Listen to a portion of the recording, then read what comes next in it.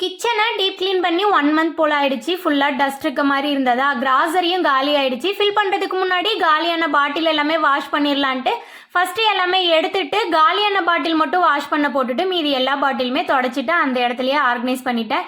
கீழே இருக்க shelf, counter top அதே மாதிரியே தொடச்சி க்ளீன் பண்ணி வச்சுட்டேன்.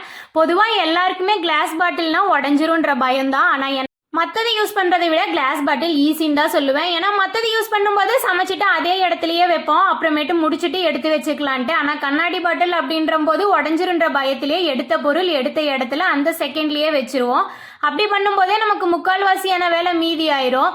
மற்ற இடங்க எல்லாமே மற்றவங்க யூஸ் பண்ணுறாங்க, எடுத்து போட்டுறாங்கன்னு சொல்லலாம். ஆனால் கிச்சன் நம்ம மட்டும்தானே மெயின்டைன் பண்ணுறோம். நமக்கு ஏற்ற மாதிரி கன்வீனியண்ட்டாக வச்சுட்டாவே போதும், க்ளீனாக மெயின்டைன் பண்ணிக்கலாம். ஃபைனலாக பாட்டில் எல்லாமே வாஷ் பண்ணிட்டேன். காஞ்சதுக்கு அப்புறமா எடுத்து கிராசரி எல்லாமே ஃபில் பண்ணி வச்சு கம்ப்ளீட் ஆயிடும். நாளைக்கு கவுண்டர் டாப்புக்கு கீழே இருக்க இடம் எல்லாமே க்ளீன் பண்ணிடலான்ட்டு ஒரு பிளான்.